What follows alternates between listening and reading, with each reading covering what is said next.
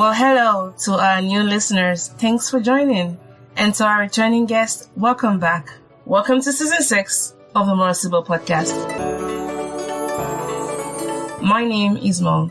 In this season, like you've been used to, get ready for more amazing stories, more inspirational stories to help you set your stories free. I created this podcast as a resource for Blacks, Asians, and those who love them to share stories and processes, as well as to build community around important salient issues that affect all of us as humans. So on this show, you get to hear amazing stories from people like you who show us how to get more out of life. The stories featured here are by people whose journey I am partly inspired by, as well as challenged by, but most importantly, people whose courage and vulnerability have afforded us an opportunity to hear their life stories. And I hope you find them as inspiring. Now enjoy the show, and don't forget to share this episode and the other ones.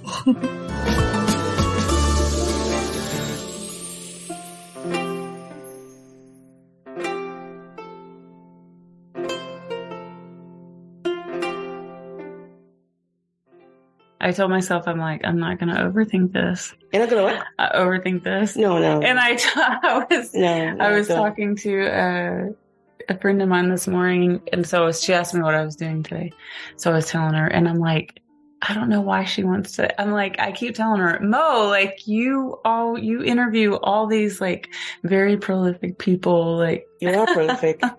That's why I keep chasing you down. She was like, I love it. I'm so glad. I'm not your friend in that one.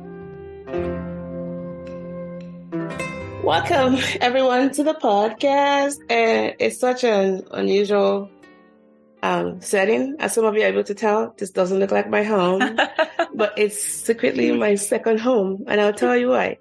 And today I have, guys, the things I do for you people. I've been trying to hunt this lady down for quite a while. And I'm so happy that today we'll finally get to share her story and you get to really see how really awesome she is. So she's worth the wait. Like a good cup of tea, you gotta let it steep for a while. And I think it will be not proper to give a shout out to her husband, Tony, for making this happen because he refused to have a Yes, I was like, Mo, have you interviewed her? I'm like, no, she hasn't responded to me. Keep trying. And, we're here now and I'm so excited to share her story. So, there's so many layers to this woman and I feel like a 1 hour long podcast is not going to be enough, but I would try to do the high level ones because she's a woman of so many talents and she's a mom and her kids are wonderful. So without further ado, please everyone join me welcoming Miss Farah to the podcast. Hello, everyone. Thank you, Mo. Of course. And for those joining us for the first time, welcome. My name is Mo, and I'm the host of this podcast. And today, I'd just like to share Farah's story. So I met Farah, 5 years ago, 6 years ago? I think 4 or 5 years ago. And then, I think because I was fairly new around church then, and I don't know how we even got talking. Oh, I remember. We weren't talking much, but I think they had like a mixer stuff in front of the church where there was like a food truck and little snacks. And then he had asked me, hey, how's your weekend going? And I'm like, oh, we're actually going to Chicago. Yeah. And then you recommended Garrett, to me. And I'm like, actually went there skeptical because I'm like, does she really know about food? I mean, she's in great shape to really know about food. But I'm glad I did. I'm like, I can rock it with this person. Her food recommendation was banging, so we'll be good friends. And that was it. And then you and Dio, you got very close. Well, I had Rendezvous. Oh, yeah, that's true. We had a group as well, yes, which I joined. It was Saturday mornings. It was super early, 8:15. 8:30. Oh, my goodness. Because Ella and my daughter Ella and I did it together at first before she moved to Australia. That's true. And so she had to do it before she went to work on Saturdays because trust me, I would not get up. Oh, really? I thought you were, like, these people are too early for me. Like, who's having breakfast at 8:30 in the morning? But we went to Cafe Antigua, which I really enjoyed liking because it had plantains. It's so great. Yeah, it's so good. And so shout out to Dio as well, Dio Lawal, for making this happen. We miss you. Her. We do miss you. Friend. All right, so Farah, where do we start? Where do we begin? I'm really excited about, just sharing your story, really. Let's just start about your heritage. Where and how did you grow up? And what was your family like growing up? Okay.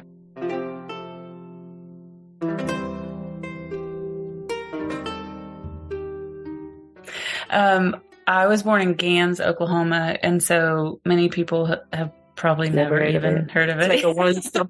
You have a Walmart now? Oh, no. Oh, like not even that's like population 330. And then I don't even know what it is. Probably by the time you guys moved out of it, it's like 300 or something. Oh, everybody knew everybody. Yes, everyone knew everyone. And most people were kin to each other as well.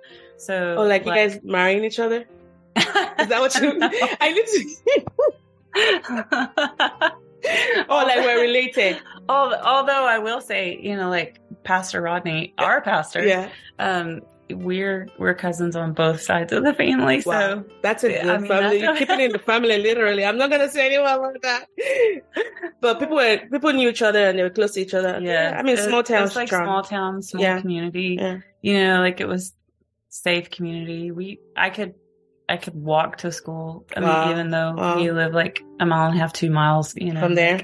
Yeah, it was a really small community and loved it, really family oriented. And so my dad, he was an entrepreneur. He had a furniture business. He had a furniture factory there in Gans at one time. And then he had a furniture store in a nearby community. So Gans, if you know Sallisaw, if you're headed on I-40 East, headed into Arkansas, Sallisaw is 7 miles. 7 miles from Gans. Yeah.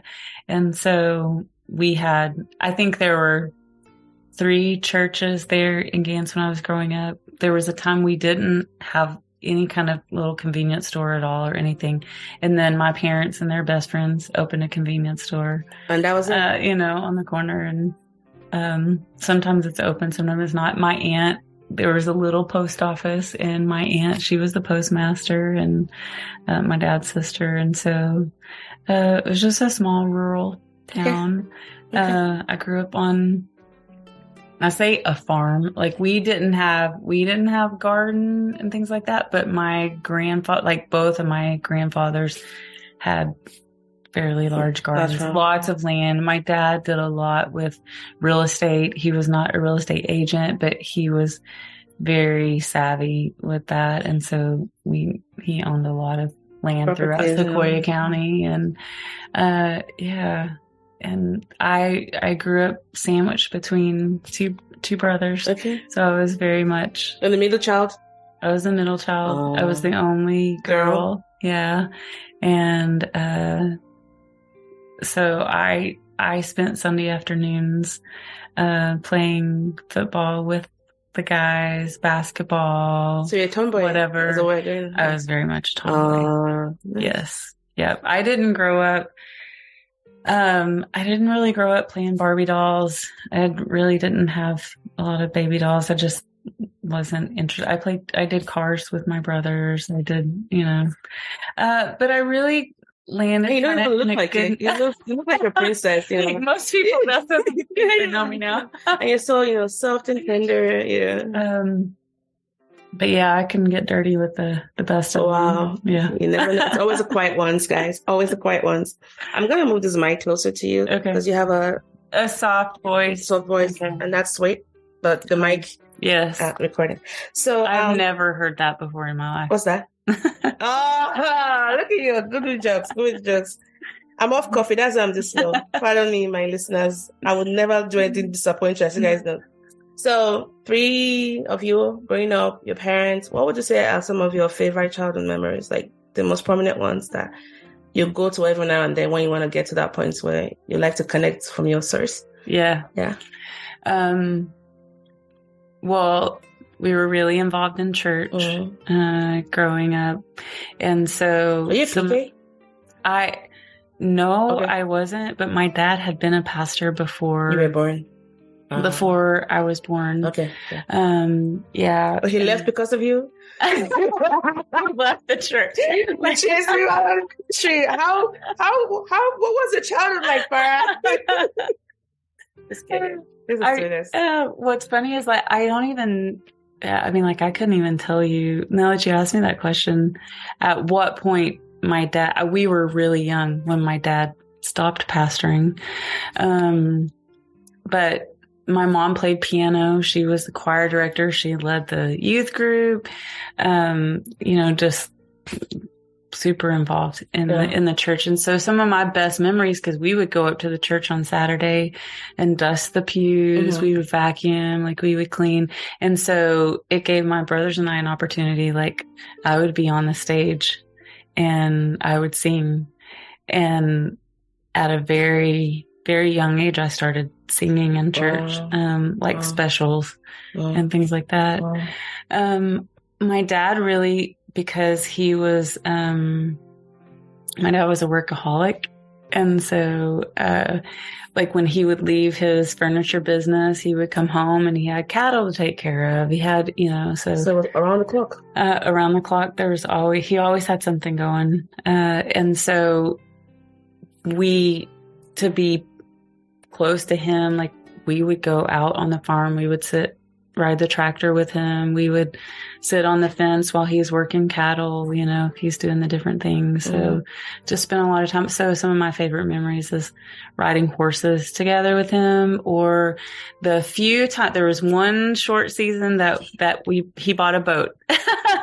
Was there a lake? There was a lake that was close to us, and close. I mean, we had to drive 30 minutes. Okay, so that's Oklahoma. Yes, we have. So it's no beautiful lake. It was not anything. Did it fit the boat though? Could the boat stay afloat? Okay. Yes. And so my dad, he liked to ski, and what's funny is he liked it. He enjoyed it. There were very few times, I remember a handful of times that we went, that we were actually together. And then my mom was terrified because she couldn't swim. After we got the boat, because she had gotten all of us swim lessons. And so we were all, but she hadn't, but, they were being silly one day and they threw her out of the water and she was terrified. So then she went and got swim lessons after that. Wow. Your brothers and your dad threw her in the water? No, well, it was my dad and it was our pastor at the time. They were really close friends. Did your mom have a insurance? Daddy. She was like, that will not happen to me again. And so she went and got lessons. But I remember standing on his feet. While he was skiing, and I felt like I did that, just that picture, that image. I was a daddy's girl. Being the only girl. Yes, the only girl. So he always called me his little princess. So. Okay. Yeah. So when did you move out of Gaines? And why? My parents divorced. So sorry to hear about that. Yeah. That happened in high school, right? It was I was a freshman in high school. And the high school was in your place where you grew up. Man, okay, let's take it back a little bit. How was it for you? Because I imagine everybody knew what had happened, right? Because it was a small town. It was a small town. How was it growing up during that time? So I'll say this, I had never seen my parents argue. Ever. Was that a good thing? Or in retrospect, was it a bad thing? Well, the night that we came home from a basketball game and I walked in the door and I knew something wasn't right, because I could tell that my mom had been crying. And, they said, we need to tell you something. And my dad just said, I've asked your mom for a divorce. And I'm a fiery redhead, so I punched a rock hearth. You did? I would never have, Well, life's been inspired. Oh, wow. So, and then I loved my dad. I loved my mom too. Yeah. I just had a special bond, daddy daughter thing. But I was super close to my mom, But we felt betrayed. Your dad did that to your mom. Yeah, and then I found out on the back of a school bus coming home from a basketball game that he was living with another woman. In the same town? And Daddy. You don't eat when you poop, you go to the next zip code. That was probably the hardest. Did they have kids? The woman, did she have kids your age as well? Well, not my age. They were younger. Younger, yeah, okay. Yeah. But still. Yeah. So that was, to navigate through that. It was really hard. I had a lot of anger issues to process through towards my dad, But, I mean, he was a good man. He just made a bad decision. Yeah. So and that prompted your mom and you guys to leave? So my parents divorced and we moved to Alma, Arkansas. Mm-hmm. So my family dynamic was that both of my parents come from large families. Mm. So, my mom was the baby of 9 kids and, my dad was the 3rd kid. Anyways, there were 6 kids in his. Same mom, same dad? They both had. Yeah. Wow. They really love themselves. Hey. Be fruitful and multiply. Yes. They took that literally. Not in the economy. No. And so, but brothers had married sisters. What? So my dad's brother had married my mom's sister. Okay, I don't want to do the genetic math on that one. Is that so? We moved to Alma because my aunt and uncle lived in Alma, and we were so close to them, and they pastored a church there, and my mom worked at my uncle's furniture store. Actually, my dad and my uncle owned it together with another friend, and so, anyways, we moved to Alma because I think it was far enough away to give a little bit of space. And yeah. And what was the relationship with your dad from then on? We definitely went through a season where it was strained. Like I didn't want to have. But he was trying to contact you and.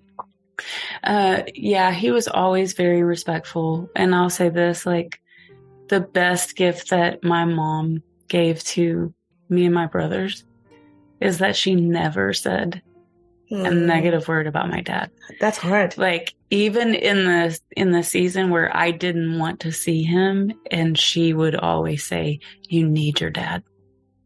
You need your dad. He's a woman."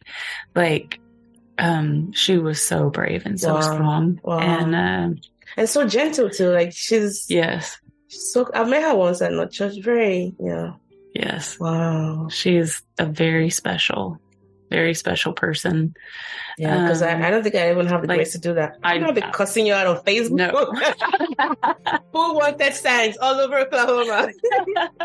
They found return to Mo. Sorry, Tina. Yeah, so but yeah, she was always like, you need your dad, but I didn't want to. I mean, we've established I'm fiery redhead. Yeah, natural born redhead. Yes. Wow.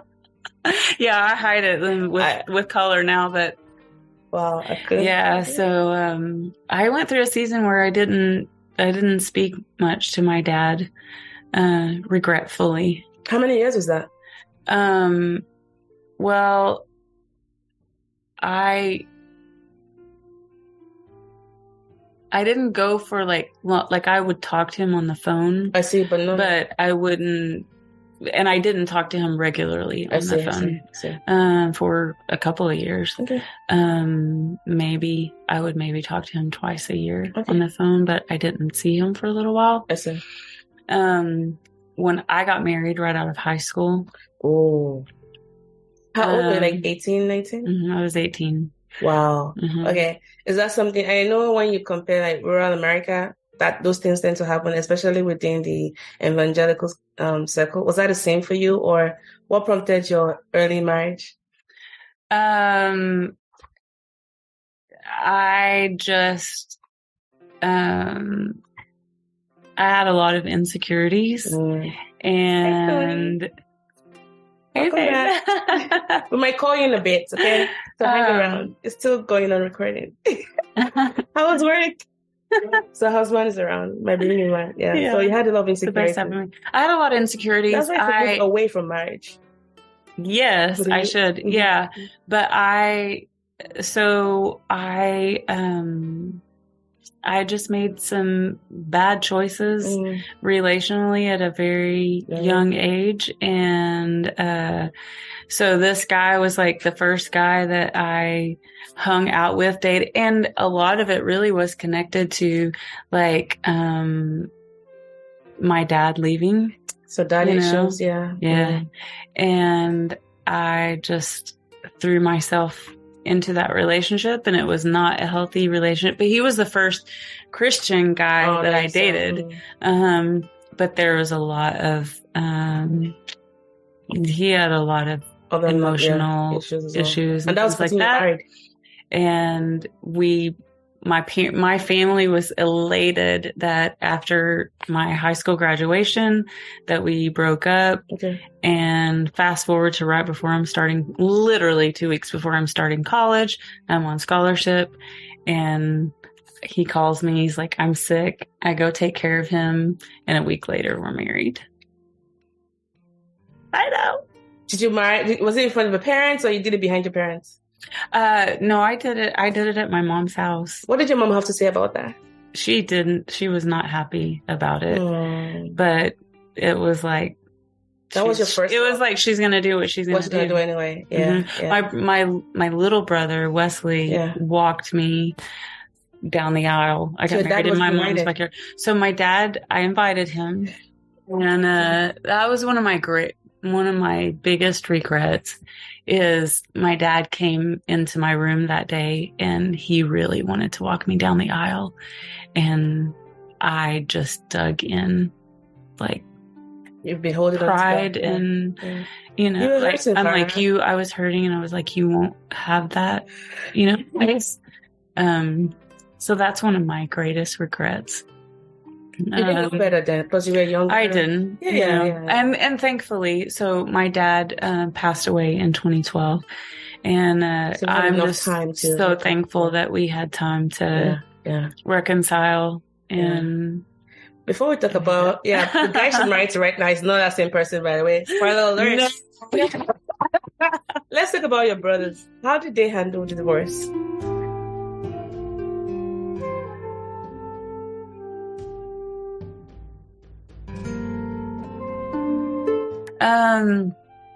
My little brother, because he was younger, he was 3 years younger than me. So he stayed really engaged, close to my dad. Like, he would go be with my dad he could go as much as he wanted. But he definitely went every other weekend, to hang out with my dad and his family, because I was 15 when my parents divorced. And so then my older brother was 16. And so we had activities, like, we were super involved in school activity. We did sports. We did all kinds of other things. We were super involved. And so we just were at that age that we didn't go as much. I see. Did he end up marrying that person he moved in with? That's the person that you have a half brother through? Yes, I have a half brother. Okay. Yeah. And how many years were they married for? So your dad and your mom were married for 20 something years. My dad and my mom were married for 21 years. And then him and his second wife, they were married for 21 years before they separated. But it was not, I think my dad had so much guilt.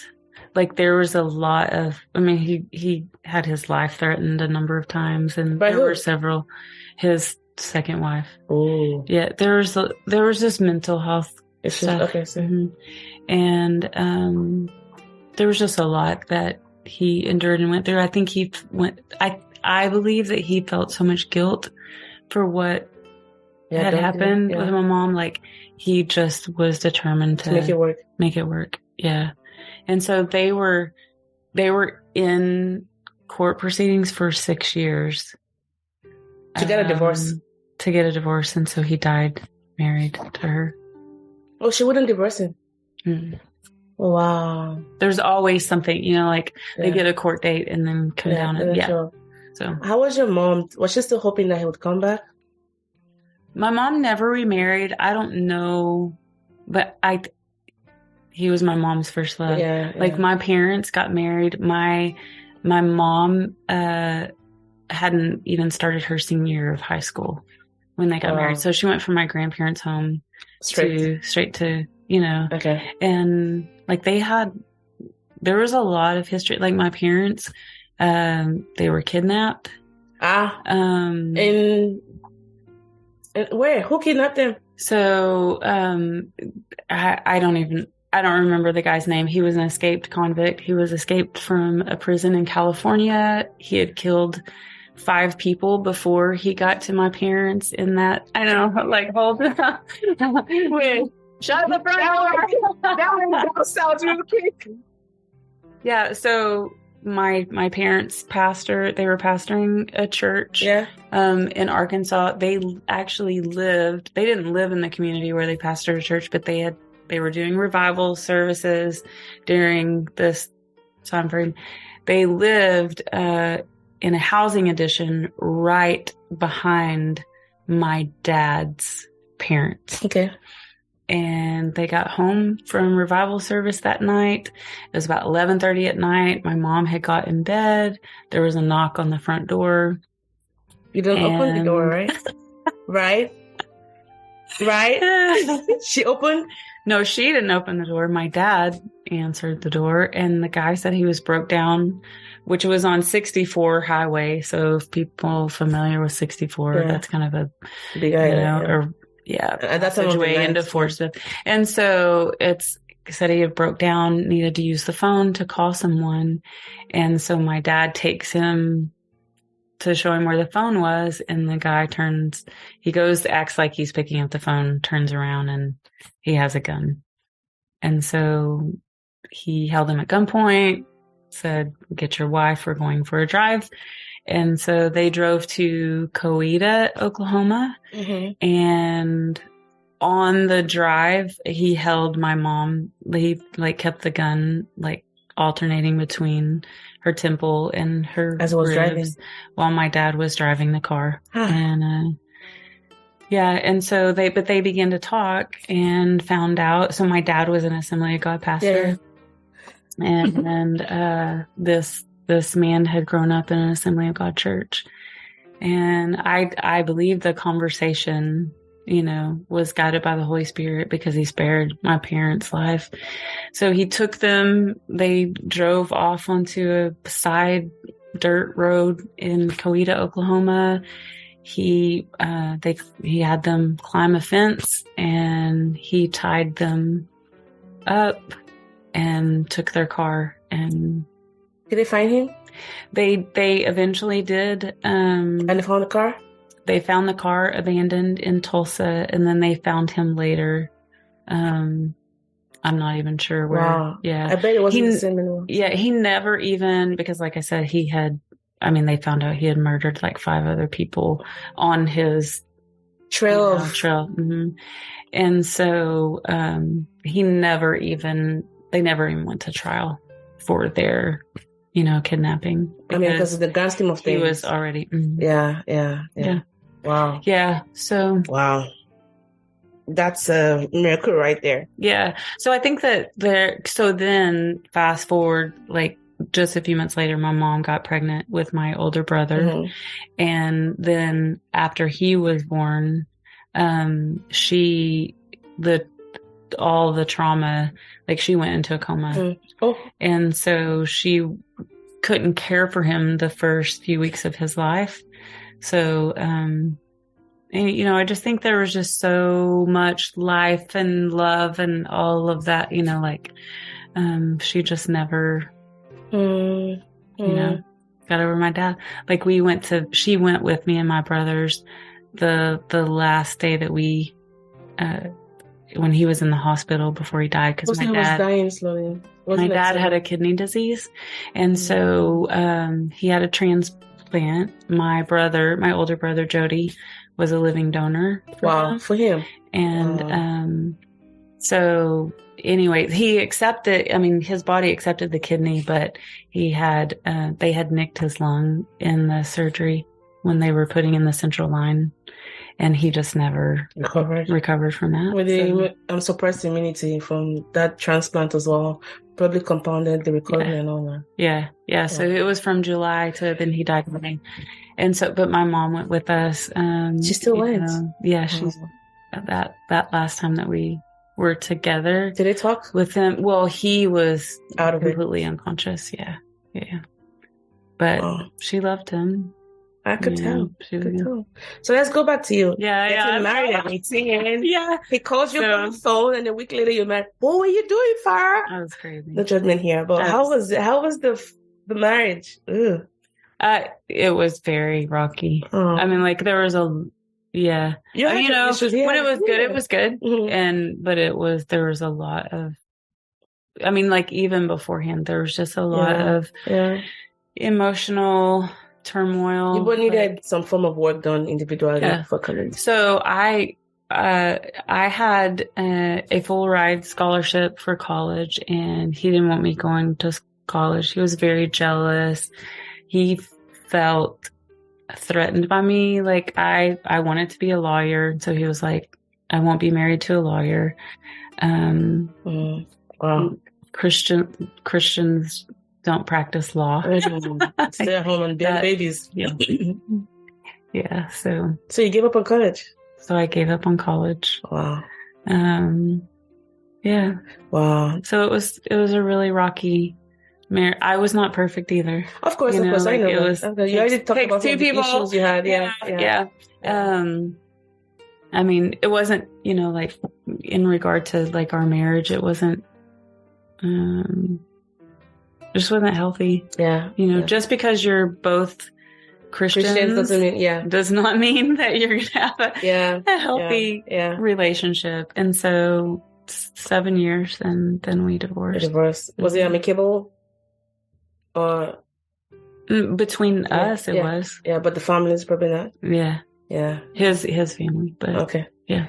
And you have a child through your marriage? We do. Yeah. Yeah, Mackenzie, my oldest daughter.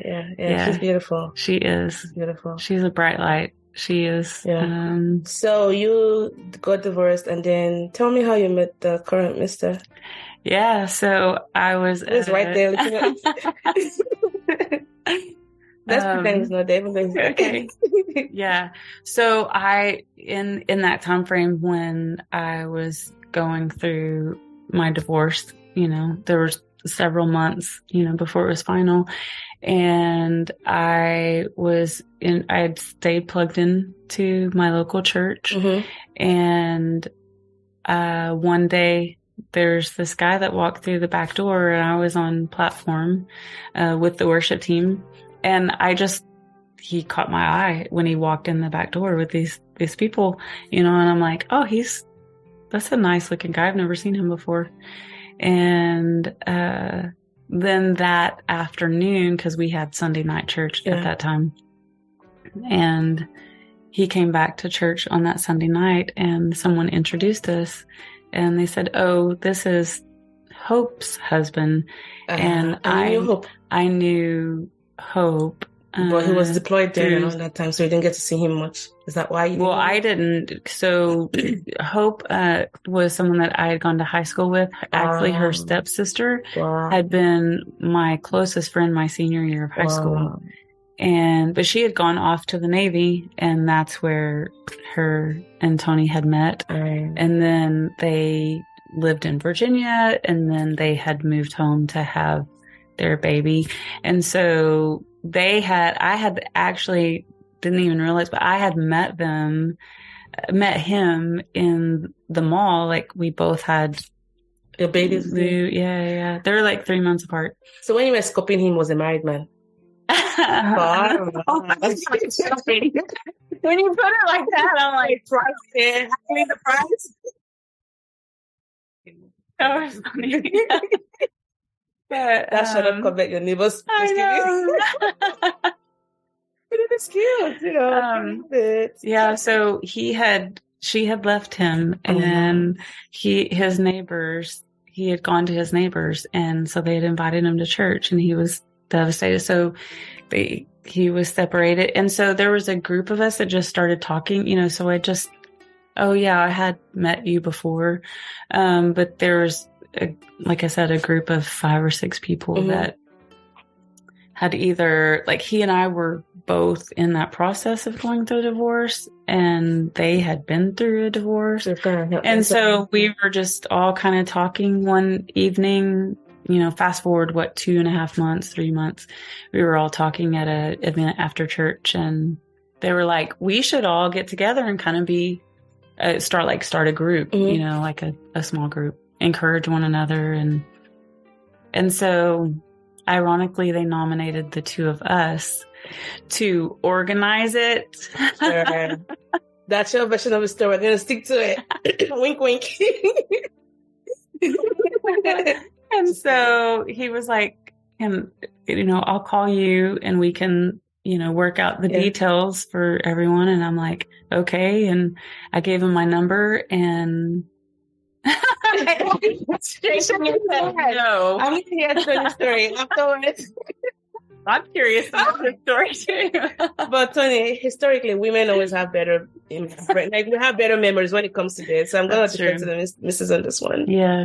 So he called me the next evening, like as soon as I got home from work, the phone was ringing, and he called, and I think it was probably 3-4 hours later. You guys are just talking. Like, we just talked, and not even really just everything. We just talked you about everything. Connect. Yeah. And then we talked the next day, and then we talked the next day. Did that event ever hold, by the way, the committees? No. So you're owning a Trust Somewhere program. Oh my goodness. And we just talked. We just kept talking. And I remember the New Year's Day that year, because it was 1997, New Year's Day. Like, I'm at my house spending New Year's Day, and he's at his house. Neither one of us had our kids with us that day. We each had daughters. And we talked on the phone, watched football games. He was watching some kind of, I think, documentary about, the Air Force or jets or something. He would just talk about what you're watching. I remember his mom was so frustrated because that evening she's like, I've been trying to call you all day. He was like, my phone must have been off the hook. Oh, that was the moment they had, phones with lines and landlines. We had landlines. There was no also like little mobile phones. Then, yeah. Oh, there were mobile. It was a bag phone. Oh yeah, the one. That's how old I am. Yeah. And then it was in my car. Yes, we didn't have. That's how old I am, people. So, Tony. Yeah. And then at what point, because I imagine he probably asked you out, was it like an outright yes for you, or you still had some work to do?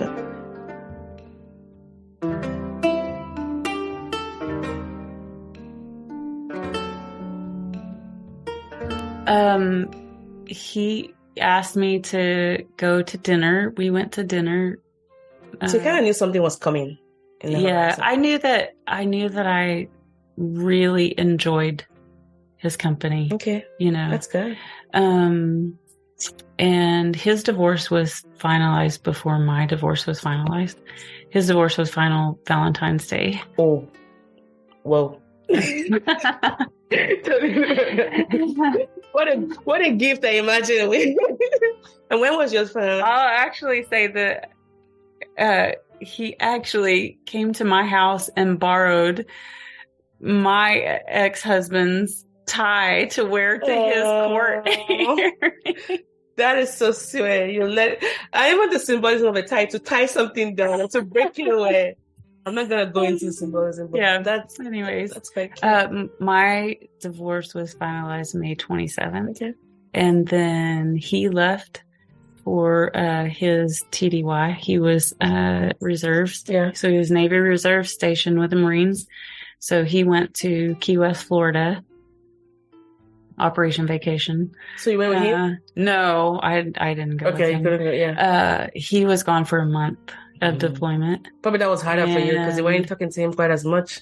We didn't get to talk as much. We would talk on the phone, occasionally, and write letters. But it was really good. He had told me then, he had asked me to marry him, and I was like, no, I'm at the point that he asked me, he said, just whenever you're ready, let me know. And I'm like, I'm just divorced, It won't look like good. Yeah. Plus you needed some time. Yeah. I wanted to be sure. Like, I didn't want to, nobody likes to be divorced. Like, I recognize the thing. Like, I went into my first marriage with the mindset that I had watched my mom take care of my dad, do all these things for my dad. And I still had a lot of bitterness towards my dad. And I was like, I'm not going to do that. And I remembered like 4 days into my first marriage, and my mother-in-law tells him, I see that I didn't take his plate from the table to the sink and do the dishes. I'm like, he has 2 legs. He has the ability. And then the grown man. And for context, like, he was 4 years older than me. Okay. But he had just in that last year, like my senior year of high school, moved out of his parents' home, but his mom would still go lay his clothes out. She would still clean his apartment. So where you guys were staying? Not when we were there. Yeah. We weren't. Like after he was out. Yeah. So I was like, was that the only child? I definitely had a. Was it the only child? He was the baby though. They only had 2 kids, and he was a lot younger than his sister. Yeah, and so I definitely had a rebellious, So when did you say yes to his proposal? Like, how far out? Well, he was deployed. He came back at the end of June 28th, and I picked him up at the airport in Little Rock, Arkansas. Yeah. And the next day, I told him, I'm ready to marry you. So would you say that distance kind of helped you put things in perspective? Oh, yeah. Did you go on other dates while he was away? No, okay. I never dated anyone. Okay, anybody else. Okay. Mm-hmm. Yeah. Wow. And it's been how many years now? 25. It'll be 26 this year. Congrats. Yeah. And it was interesting. My mom, my older brother definitely were not in all reality, like, I had just gone through, my divorce. He had gone through a divorce. We had little ones. They knew I had a lot of emotional scars from my first marriage. And so, it was fair for them to feel, and they knew he was, young in his faith, and, they had a lot. They were like, this is not going to last. We're smiling now. Yeah. But of course, they did that out of concern for you. For sure. Yeah. My mom was like, this is not going to last a month and it'll be over. Ooh. And, but I'll say this, like, my mom adored Tony. Like, he became her favorite. Yeah. I could see that. I can see that happening. Yeah. So let's talk about blended family. You came in with your daughter. He came in with his daughter. Yeah. Now, how old were your kids, both of you? So they were both 2 when we got married. So they probably didn't know. So no. And so it was like having twins. Oh. And when we got married, they were with us on the same weekend, and then they would be, away the same weekend. So we had time, we had that time to just for the 2 of us, so it was good. They're 3 months apart. So Mackenzie is February 26th, and then Gates is May 19th, her birthday. So are they very close still?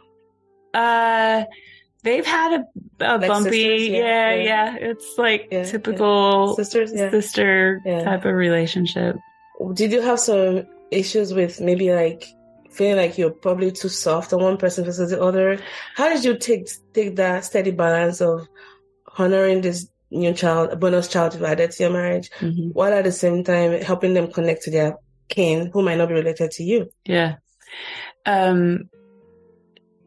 That is definitely a sacred and holy and messy part of the process with a blended family. Yeah. And I definitely would say there were times that it felt like there was an ease to it, and then there were definitely times that it was really challenging. Obviously, what's interesting is they were both 2. They were young, and so it felt really easier when they were younger. But as they got older, even though like we worked so hard, to create this space, like we're a family, do things together. We really learning that rhythm. We found that it never, like you never really found a full stride with that rhythm. And so it was challenging because on one side, like she wanted to embrace me as a mom, but I also knew the feelings of her mom, and I wanted to honor and respect that. So that created another form of tension and difficulty, of where I fit and how to do this and how to do it well. Whereas like with Mackenzie, with my daughter, with Mackenzie's dad, things were amicable between the 2 of us. We really had come to a place where it's like we were not good together, and this is better. Again, not that things were perfect by any means, but we really had a working relationship, for Mackenzie. And I would let Mackenzie go see him as much as she wanted to go over and as much as he, his schedule would allow. And it was a very different dynamic on the other side.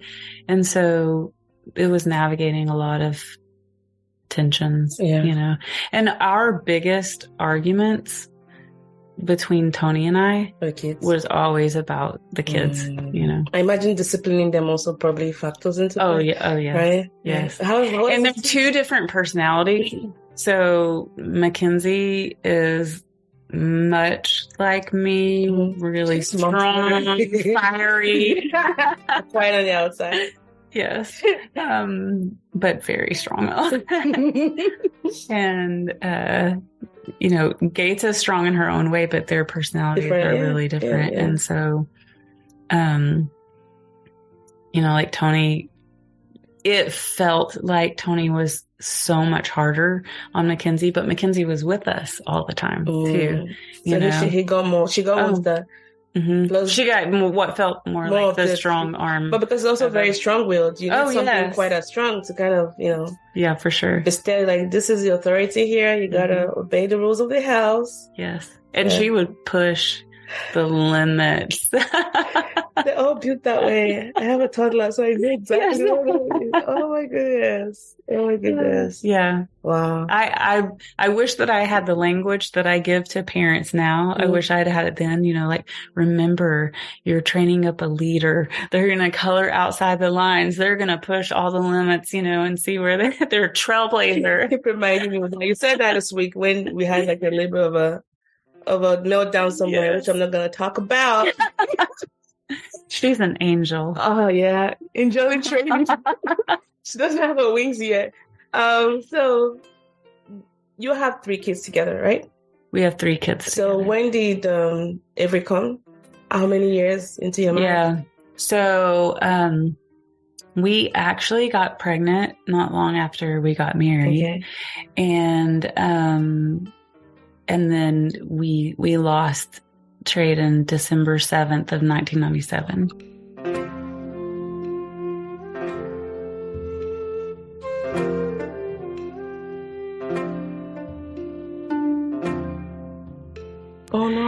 had a pregnancy loss. Was it a boy? Yeah. So not confirmed by an ultrasound or anything, but I knew I had a dream, like the Lord showed me, a week before I lost him. Like, I had this dream and I just saw our baby, in these large, massive hands. I knew it was God's hands. I knew. And, so you saw it coming? Yes. Wow. So a week later when, on a Sunday afternoon, he was gone it was drill weekend and he was gone, and I was doing some painting in our bedroom and I started having, the severe cramps and went to the bathroom and was bleeding. And so I knew, I was like, something's not right. Yeah. Mm-hmm. And, I went to, like I said, it was on a Sunday. And so I had to go meet, to pick my daughter up. She was with her dad for the weekend, and I picked her up. And then I went to church and I was on the worship team. And so I sang at church that night and we got through a couple of the songs, and I actually had to leave the stage. I'm like, I'm not, like, something's terribly wrong. And so I went up. He had made it back from drill by that time. And so I just went up for prayer with our pastors, and I was like, I know, I'm pretty sure that I'm losing the baby, but I have peace. And, I just shared the dream, and I'm like, I know our baby is in God's hands.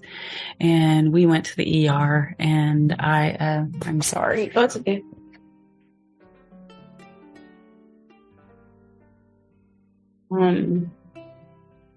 So, they're in the bathroom at the ER. I lost the baby. I'm so sorry. And, I didn't know that. Yeah. So, I knew one thing I didn't share earlier, like the moment that I know the exact moment that I fell in love with Tony. What was that? He had come over to my house. It was the very first time he came over to my house for dinner, and I cooked dinner for us, and Mackenzie was there that night. And he picked her up and she laid her head on his shoulder, and he just began to rock and walk with her, and she just fell asleep on his shoulder. Wow. And I'm like, this is a good man, and he will take good care of us. Hey, carry the babies, okay, guys? Carry the babies. If you want to go with all the puppies and the little babies. and so I just thought of that. I was thinking about that memory, like being in that ER and laying and waiting on them to come, back in, and he's just cleaning me up and caring for me and nurturing, and there's tears and there's laughter. And then we get home that night and we crawl in bed and we just lay beside each other and just, weep, as we're starting that grieving process, and just hold hands. And then we laugh and tell stories. And, it was just a beautiful moment. But we named our baby. His name is Trayden. Anthony Trayden. We just felt that was important. We know that Trayden has weight. What does Trayden mean? That was a great question. Where did it come from? Who named it? How do you spell it? Traeden? Trayden. Never heard of it. We just like the name. Okay. No, Thorny I know about, but not Trayden. I know. And so, of course, Anthony is from Tony, Anthony. So, I wonder what gave that away. And so then it was in 1999, January of 1999. That month was a horrible month for me. I was so sick. I could not work the whole month. And all I did was just throw up. I just day after day after day. And you're pregnant, but you didn't know. And I was not pregnant at that point in time. And I just had what they ended up saying was a super virus. At the end of the month, I ended up in the hospital, and they had me on the cancer floor. They were doing it was crazy, the amount of tests. And I was down to 104, 102 pounds, wow. 102, 104 pounds. I couldn't even walk across a room. I just was so week. And where did you catch this book? Did you go swimming in the bathroom? I don't even know. Like, I literally photographed a pageant because I was a photographer. Little worked kids? for my brother and kids of all ages. Like, it was young, Sibyl virus carriers. But little germ magnets. But yeah, so I was so sick. And then, when you lose a month of time because you're so sick, like, we were doing all kinds of celebrating. So we can say that Apri's a little celebratory baby. Hi, Apri. And I think also when you've been this close to death, you begin to realize that these are things that are important to me. Let's get on things. Yes. Let's not waste time anymore. Let's get moving. Yes. We knew we wanted to have kids. Thank God for the virus. I never knew I could say that. Yes. And so, I got pregnant with Arii, and at 30 weeks, I was photographing a pageant again and went into preterm labor. Okay. And ended up in the hospital, and thankfully they were able to get the labor stopped, but then I was on bed rest for 6 weeks, and so she was born at 36 weeks and 2 days. Wow. And we used an alternate birthing center, so we had a midwife, and Tony did a lot of baby stuff. Yeah, nice. Did a lot of stuff. So what's the age gap between Arii and your Irish twins? 5 years? They are 5 years. Did they step on quickly as big sisters? Oh yeah. And it's funny because I had always said I wanted, like, if I had kids, I wanted them to be like 5 or 6 years apart. Like, they each kind of had their own space. Yeah. And then you had Ella, and then Ella. So Arii and Ella are 17 months apart. Ooh. And so when I got pregnant with Ella, because I went back to work, I worked for my brother. He was a photographer, and he had a thriving studio. And so I was his studio manager. So my kids could go, like, Mackenzie was a week old, and I went back to work because I could just take her with me. And then Arii was 3 weeks old. I went back to work. And they're 17 months apart, and I found out I was pregnant with Ella, and I cried. Were you sad or? I was like, I can't. Like, you can't believe. Yeah. But you know how that happens, right? You know how that happens. Not that. It's like supernatural thinking. Mary is the only one that has that on record.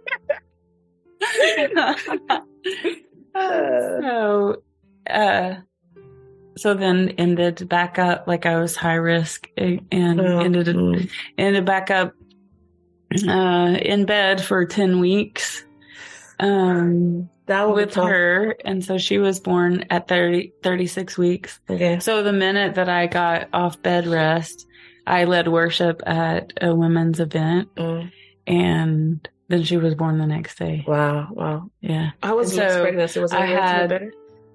Well, no, I was on bed rest with him too. But we did a home birth with Ella and Luke, and then we did an alternate birthing center with Arii. But no, Luke, I was on bed rest almost 10 weeks again. But he was a week late.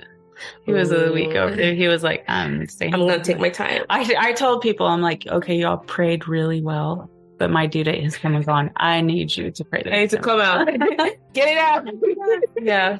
But it was a really fast, like, I woke up on a Sunday morning and had my first, I'd had different times where we thought, okay, this is it. This is it. And, but I woke up that morning and just over an hour later, he was born. Yeah. The midwife didn't make it here, so Tony did? Tony did it. Yay, Tony. Yes. Tony Clutch. He's my hero. I could see that. Now, we're going to move conversation to another direction. But before I do that, I would like to ask you these questions. What has been the most rewarding and also most challenging moment for you as a person in a blended marriage? It could be a mom or just a wife or just, a second mom to, even though she's still your daughter, but, she still has a mom and all that. What would you say was the most rewarding part of everything and then the most challenging part of all of that process?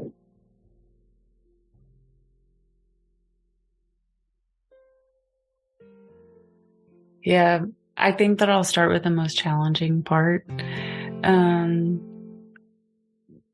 It's really challenging navigating that relationship when you love someone so much as I love Tony and as much as I love Gates, but you have an outside influence that, because of their own life hurt and because their own, the things that they are working through. And so they're very much against this person that you love so much and trying to stay rooted and grounded in love and practice patience and kindness and to honor them well through it. That was really hard, and regretfully, I don't think I always did that well. Not as well that I would wish that I would have, One of the most rewarding things of being a blended family, I would say, when we first, right after we got married, we went to a blended family support group. And right off the bat, that very first night, they tell you 85% of second marriages end in divorce. Oh, wow. That was then, right? Now it's probably like 100%. I know. It's all this internet temptation and Instagram and TikTok. Ooh. And I'm like, we're still here. We're still writing our story. We still love each other so much. And our kids, our family, even though we've had, our family's even blended in another way, because we didn't even mention Josh. Oh yeah, So we have a son. It's Tony's son, Josh, that came into our lives when he was 17, I think. He was 17 years old. About Tony about him for the longest time. Tony had an awareness that his mom had gotten pregnant, but had been told that he had been aborted, and so. All those years, he had no idea. Well, I say he had no idea. I actually remember 4 weeks after we got married, we come home from a Sunday night church service, and Tony's really emotional that evening. And I was like, babe, what is bothering you? And he actually shared with me then about, I dated this girl. We met at a concert one night down in Little Rock. We both went to different colleges, but we dated for a little bit. I went off into the Navy, and I got a letter saying that she was pregnant, and then got another letter 2 weeks later saying that she'd had an abortion. And he said, so wrestling through this grief, he said, but I've always had this feeling that they're out there somewhere. I just don't. But he doesn't remember the girl. So he tried to find her when he got out of basic training. Mm-hmm. Basic training is very different now. Yeah. You have opportunity for a little more contact, but back then you got one phone call partway through. And so he tried to find her when he got back, but he didn't have a lot to go off of because neither one of them lived in the same area. They went to different schools. Wow. Yeah. Yeah. So then fast forward. So Josh came into our life, and we have a relationship with him, and he has our 3 grandsons. So yeah. Oh yeah. He's yeah. And so, there's a lot of different dynamics that we've had to navigate, through. And we went through a season where his daughter was completely estranged from us. So there's been a lot of pain there, a lot of grief, a lot of having to trust the Lord when you don't see. You see the opposite. Yeah. Of what you want to see. Yeah. Yeah. Wow. Thanks for that reminder. I think patience, and then just doing your part to love on people, even though it might be hard. And you might make some mistakes, but that's okay. Yes. As long as you get back on and do it. You get back up. And one thing that we've always tried to model in front of our kids is the power of an apology. Mm-hmm. So we never want to be too prideful that we can't apologize to each other in front of our kids, apologize to our kids when we've, made mistakes, African parents just left this conversation because some of them could never. But it's out of love. It's out of love. Now, let's talk about your other role as Gigi. Right. So yes, it's a bit personal for me. So so for those who don't know, she's half of her and her husband, Arii, our daughter's godparents. And I think it probably started in 2021, just your relationship with Arii. And I'm going to call it a relationship because you guys are on a different planet, right? And I'm tearing up. I'm going to tear up. So it's fine. I know this was post-COVID and myself and Taiwo were going to Jamaica for our wedding anniversary. And up until then, we always had her with us, but we couldn't take her out of the country because she was still in foster care and it was going to be for our anniversary. It wasn't just going to be perfect to take a child. And I remember, thanks, Tony, so touching. I remember reaching out to Daya, like, hey, Daya, do you know anyone that can help us, look after Arii while we're gone? We need a family that does respite care. And they're like, oh, you know Farah I'm like, Farah? Yeah, I know Farah. So yeah, Farah does respite. I'm like, you said? Yeah, let me reach out to her. And I think I reached out to you and then you didn't even say no. You just said yes right away. You hadn't even met her. You didn't know whether she was a monster baby. You just said yes right away. I'm like, I hope she doesn't turn, around and say no. And I remember sending you a letter. I don't know if you remember that. Oh, I totally remember. I'm like, let me just give I mean Taiwan and I, the best opportunity for this child to be with them. Once we get on the plane when they're coming back onto the honeymoon second phase is over. So that was my way of just enticing you. But everything in there was true, as you'll come to know later when you had a relationship with her. The letter, I laughed, I cried, I like. I should probably see about posting it sometime.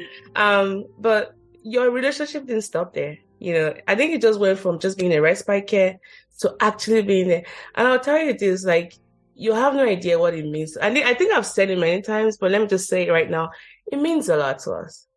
That the way you love her, and I feel like for a child, like especially a child that comes from a place where she came from, she needs that. But then just a child born into this world, because I grew up in Nigeria, and that concept of a village raising a child is so literal. Mm-hmm. Like I have aunties and uncles I could turn to. I have, but here it's so different. The way the structure of the society is so different. And I know she loves you guys genuinely. Like, so at home, I'm the favorite. But with Gigi's the favorite. And I love it. I do have a little bit of jealousy once in a while, but it's okay. It's just normal. I think every mom will feel that way. But you love her. And it's a love that is multiplied in so many ways. Why? What is it about Arii for you? Because I know you have other kids as well, but I feel like she's quite special to you. She is very special to me. Okay. Like there are a lot, it's interesting because we do have our own grandkids, and they all live in Alabama. I keep telling them, like inside tip, live close to the grandparents. Like, anytime that they get jealous about the time that I spend with Arii, I'm like, you can have it close to me. It could be a time. So lucky Arii did. I mean, from the moment that I met her in the church lobby, I don't know, there was just something special. Like I think of the word magical, the context of, like, it was just something supernatural. Like the Holy Spirit just, I don't mean to be weird or like, it was just like, it was just the Lord just began knitting my heart, with hers. And I love to support. So there'd been other families that we had done respite care. Like we love, supporting that, supporting those families. And, we had, some kids that lived in our home for like 10 months that, we were safety monitors for them. The young lady had lived with their mom. The young lady had lived with us for a time. And so we know that we feel called like to love in that way. Like it's biblical, it's spiritual. It's not out of duty or responsibility, that God requires this, even though he does tell us we should take care of the widows and we should take care of the orphans. Yes, we should. Mm-hmm. But I just feel compelled. But there's just something unique about Arii. Oh, I'm like, I see the fire and the light in her eyes. Like, I just want to, I want to support you guys, but like, I think the wind beneath her wings, I just. She's a leader in training. I think she is a leader in training. Farah. Yeah, she, you know what? And like, on Monday, whenever that was a Wednesday at Lifetime. And I feel like I felt at home. I know everything she says. Like, I'm able to hear, distinctively what she wants. Because right now she's following her words. But she said something, I want snacks, but I didn't hear snacks. Oh yeah, she wants snack. And I'm like, what's she saying? And Farah comes, I mean, you guys, you were right behind her. Like, she wants snacks. Oh, that was snacks. Like, you know her heart language. You're able to like respond to her needs. And there's a tenderness you bring to her as well. I mean, she adores you. Even the mention of your name. You're like, oh, we're going to see Gigi on Sunday. And of course there's Pops, which is, we're going to yes. Pops, yeah. But I just want to say thank you. And I know thank you is probably not the right words to say because it sounds like you offer the service. Mm-hmm. But thanks for being part of our village, because, I mean, when it was time to choose godparents, we just knew it had to be you guys, I mean, you're the only people around us that we know that you could entrust the spirituality and just the overall wellness of our daughter to. I mean, we have our own jobs to do as parents, but you can't do it all, is what I'm trying to say.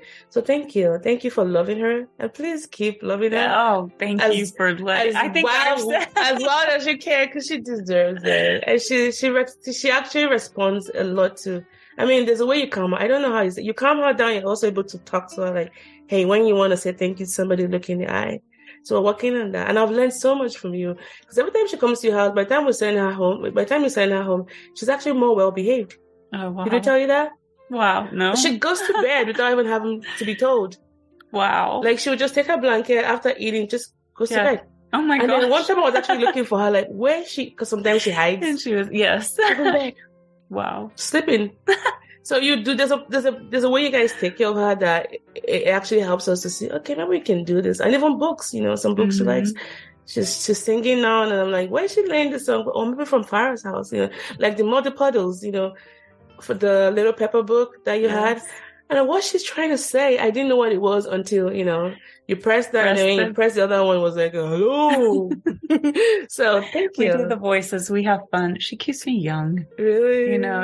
And so I think definitely there's a piece of it that she feels a void, because our grandkids live so far away, but she's just extraordinary. Mm. And so I think as much as she lights up when she sees me, like I light up when I can be so depleted, from a heavy week. And it's like, I see her and it's like, okay. She requires energy. Yeah, that's why.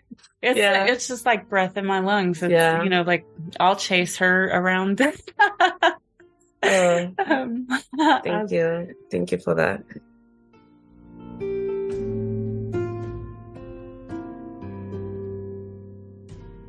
So let's talk about your ministry. I recall from the first time you're talking about your heritage, you said how you had your stage at a very young age, singing. Mm-hmm. Now, before I talk about that, let's talk about this one. What's one thing people, in a way, assume about you when they first meet you, but is not necessarily always the truth? That he's laughing. I got that question from him, by the way, for my secret tip stat. Something that people think about. They assume about you when they meet you the first time. They assume, maybe based on things you do, and they assume this is how you're gonna be. But then by the time they meet you, like, oh no, she's totally different from. But I'm intimidating. One, and then maybe extrovertish, right? Oh, yeah, probably. I thought you were super extroverted. Because the way you're saying, the way you're around church, because that's the only setting I'd known you, And then even outside of church, it was during the small groups. And you're always in your element, ask questions.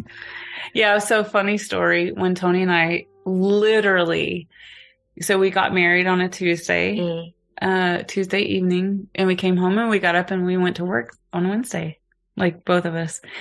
And he comes home the next day, and my job, so I was a studio manager, and my brother, he had one of the top studios in our area. And so it was weddings, it was pageants, school events, like, so I was with people all the time. But when I came home, like, that was my, zone. Yeah. I'm not saying this is the right perspective. I'm saying this is how I was. Like, that I would go home and, like, I just really, like, let loose. Yeah. And so he comes home that first day and I hear voices outside and I'm like, who is he talking to? And so I go peek out the window and he's talking to the neighbor, which I knew my neighbors, but we were all like, everybody, pretty much everybody worked, in, like public work, like where they were, like, one was a police officer. I see. So they're constantly, serving the public in the community, like doing different like things with people all the time. And so we were all like, hello, but everybody just kind of stayed to themselves. And until Tony came into the cul-de-sac. He brought you out like a deal chick. You became friendly. You knew your neighbor. Yeah. So, like, even when we moved here, when we moved to this neighborhood, like, Tony, he knows everyone on our street. That's good. They call, like, we have several of our neighbors that are older, and so he's, he really has had the honor to serve them well. Like, some of them have had medical emergencies, and they reach out to him. He's been there. He's walked with them through it. Like, they trust him. Like, I have a great husband. Yeah, you got it good. He's the best. You got it good. Not that we're saying it because it's right here, but and so, yeah, he's helped me to be more, I mean, like, I grew up in, like, I talked about Gans earlier, like, it was a small community. Everybody knew each other, but I don't know why I said but, and we lived up on a hillside. Like, we had neighbors close that you were with, but there was we didn't have we cared for people, like, I care for people, but he's like that other level of neighborly. That's good. That we need to practice. Right? Yeah. So I definitely sit on that line. I'm performing. I think I'm an ambivert. But you're probably ambivert with the heavier touch on the introverted side. Or maybe when you're comfortable in the zone, then you can let loose. Like, for example, church or. Yeah. Like, if you see me in environments, like with my kids, if we go to, and this is where he always really gets me. Cause, like, when our daughters were on the pom squad, he was the one that was the pom vice president, not me. We get in baseball settings, things like that. I'm really shy, really quiet, where he's talking to everybody in the stands. They all know they're going to dinner. And I'm like, I'm good to, go watch the game and then go back to the hotel or whatever, to like our little family. Like, yeah. Oh, yeah. Thanks for that. I also forgot to mention something. I think for me, moving to the US there's been so many layers of that experience. And I think the biggest thing I've had to learn is how to relate with people who might not necessarily have the same culture. Mm-hmm. And I think that exchange should go both ways, in the sense that you're coming with your own culture, but you also want to learn about my culture and vice versa. And I'll say that I consider you and Tony very culturally, what's the level for it? Like, aware. You're very respectful about that, and you want to know. Case in point, whenever we had adopted Arii, so before her adoption, she was known as Beloved, and you would not refuse. You had me send you a voice recording of how to say her name, because it was very important for you to say her name. I'm like, Farah, it's fine. I can call her Harry. No, I want to know the full name. So thank you. I just wanted to say that. I thought that was really cute of you to incorporate that into, just your experiences with her. Yes. We're kind of winding down, but I have to talk about your singing ministry. You sing so beautifully. And it's just, I always notice when you're not on the worship team. Not that I'm always looking out for you, but if you're not on the worship team, I always notice it. But what has it been like for you as that little girl from, wherever you grew up, singing on the stage to now singing in a big church like, ours? And was this something you also learned from do you think your singing came from your mom or your dad, or it was just independently, cultivated? So both my parents sang, and my mom sing? Not to the level like Star Records. Oh no, not like that. But they both loved music. Okay. They both, sang. We all sang together at home.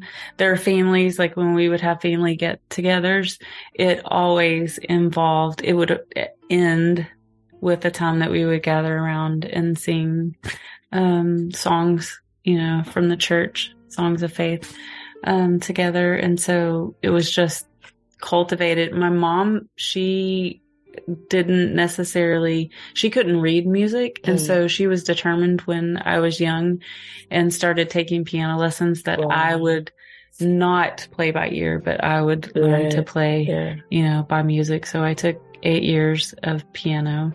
And it took that long? Is that package, or it's just for you it took that long? Yeah, it's probably for me it took that long. No, because I'm learning guitar and I want to know how many years I have to add on to it, because I don't know anything about music. I'm almost tone deaf, I think. I can't read music for the Are you taking lessons?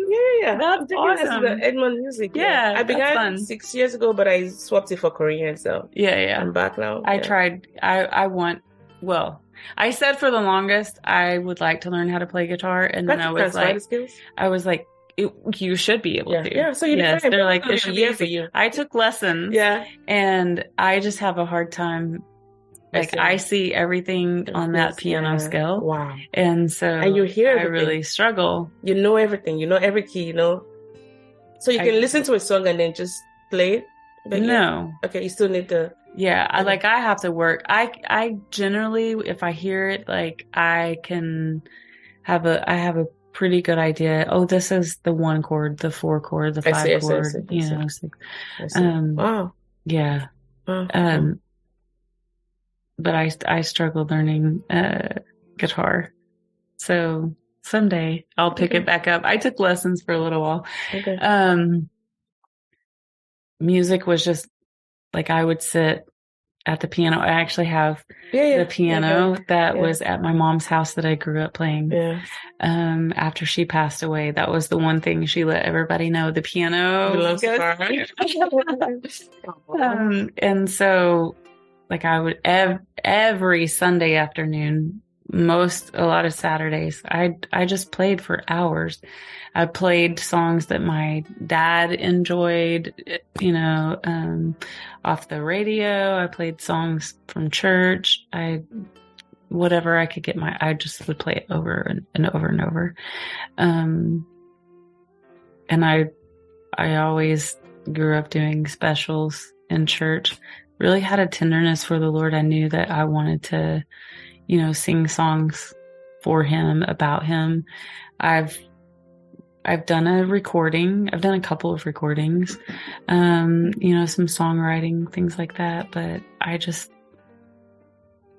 for me, it was always, like, I love when other people go out and they do stuff. It's on the radio, it's here, it's there, use their giftings in that way. But mine has just always been, like, I just feel rooted, like, I love the local church.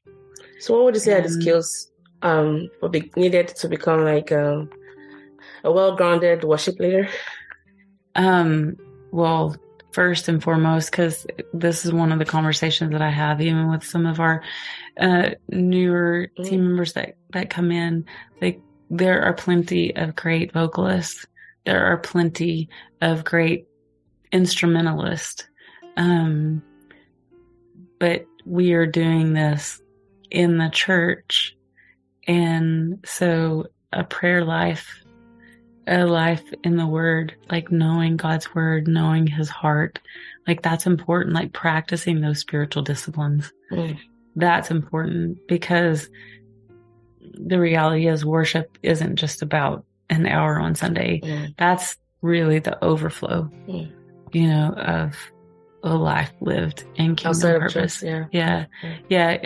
It's that heart response of obedience to him.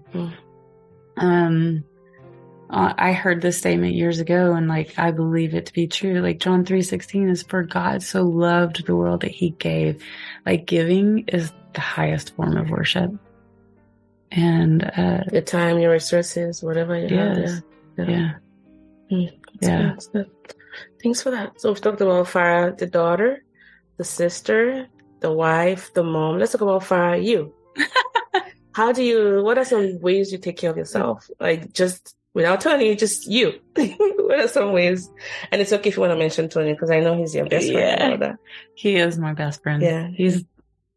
We have fun together. I know. I think guys that would camp, get on the boat, get a little camper and just drive, Oh, yes. Yeah. So we have a tent that goes up on top of our truck. And I love it because we can just drive into places. And, they enjoy. They know how to enjoy it. Really goes back to my roots of being a tomboy. Because most of my friends are give me a hotel room, RV camp.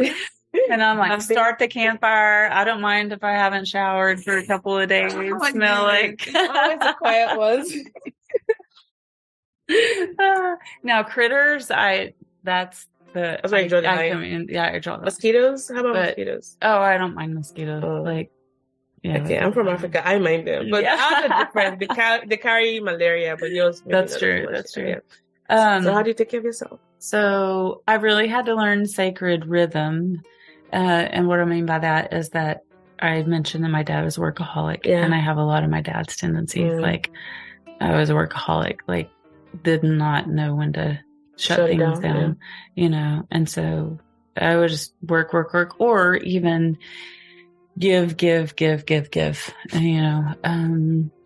and at my own expense, you can rest when you're dead. Yeah, there's plenty of sleep. that used to be my motto too. Yes, but rest is a gift that the Lord, and even the Lord, he rested on the seventh day. So for me to think that can function at a different level is wrong. So sacred rhythm. Okay. So I really have worked hard to rest and have some boundaries around time to just slow down and breathe, not have to fill up all the moments with doing things or even being places with people because of how it might look or if you don't show up. Yes. Do you tend to please people a lot more than you? I am a people pleaser. Okay. So it's just knowing that tendency and finding ways, and maybe relying on a spouse to help you not go over sometimes. Yeah. One thing, when I got pregnant with Mackenzie, I got, which a lot of women do, I got so sick. And the things that my body craved was vegetables and water. What kind of vegetables? All kinds? All kinds of vegetables. Which I love vegetables. Yeah, I love vegetables, but I couldn't, I could not drink soda. I could, literally couldn't drink soda because I would just... Wretched. I could not eat chocolate, and I enjoyed chocolate, but I could not eat chocolate, and I would just throw it up. Well, then when you go 8 months, of not I have definitely shifted, what I craved and what I wanted. And so I went and I didn't have caffeine. So I went over 10 years without caffeine in my diet. I didn't eat chocolate. And so mostly vegetables. And so I really feel like there is my family genetics, there is a tendency to, there's obesity in our family, to be overweight and stuff. And so I was like, this isn't bad habits, so I just kept drinking water. And then when I got pregnant with Luke, I started eating a little more chocolate again. Okay. And so I have it on occasion, but I I try to be careful about the sugar and things like that. And I think that has helped me physically, and then that helps my soul, Just finding your rhythm. Yeah. And I also too, like, I know, like, my mom, she had a nerve disease, and that caused her to be, because of the extreme pain that she lived with, she was more immobile. And so I just try to, even if as I get older and I get some joint pain and stuff, I really try to work to movement is good for me. And so I try to, So you're trying to do that now so that you don't have to pay so much for it for later. Well, yeah. It's very smart, Farah. Yeah. What haven't we talked about? I think we've talked about almost We've talked about a lot. Yes. How do you feel? And so it's far? not about me. And yes. I know. But how do you feel? Let me check in with you. How do you feel so far? I feel good. Right? Okay. And I know before we did this, we were a little bit apprehensive. A little bit? I didn't want to say, I didn't want to say the whole length of it. But how do you, is your apprehension still there, or it's kind of melted? Like, I knew once we got into it. Yeah. It was just, I'm always comfortable around you. Oh, thank you. And thank you. You are very hospitable. And people feel. No, I'm serious. Get very awkward. Let's focus. All right, you make people feel safe. Oh, thank you. I do. And thank you. It has been. Maybe we should bring Tony in. Maybe you can. Are there some things you like to say about your wife? Oh gosh. Sure. Yeah, come on in. The reason I cry, we can. Yeah. So we're bringing in Mr. Stout. He's got to take the glasses off the top of his head because he knows that I'll say something. Don't give him a hard time, Farah. Yeah, you can split. There's so much space. Oh, you just want to... All right. What's Tito? We're having a moment. We're having a moment. You guys have to forgive us. All right, take it. It is a love seat. Oh, literally. Literally. Oh. So... How's it been like being married to Farah? Probably my greatest adventure. Really has. Probably. It has been. Well, I just wasn't. I didn't anticipate that question. So, and if I really sat down and thought about it, I would have to say it is my greatest adventure because this has been the constant that has lasted the longest in my life. Yeah.